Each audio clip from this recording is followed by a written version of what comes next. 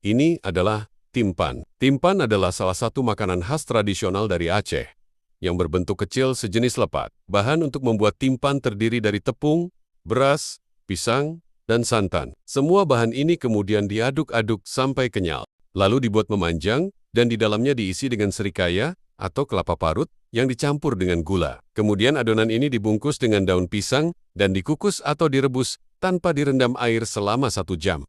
Proses pembuatan timpan memerlukan keahlian khusus agar menghasilkan rasa dan tekstur yang sempurna. Timpan memiliki cita rasa yang unik dan lezat. Nasi ketan yang kenyal dipadu dengan santan kelapa yang gurih dan aroma daun pandan, serta berbagai bumbu rempah tradisional Aceh, menciptakan harmoni cita rasa yang luar biasa. Timpan umumnya disajikan dalam acara-acara formal sebagai kudapan, seperti dalam pesta pernikahan dan hari-hari besar Islam. Selain memuaskan selera, hidangan ini juga membawa cerita tentang sejarah dan kearifan lokal.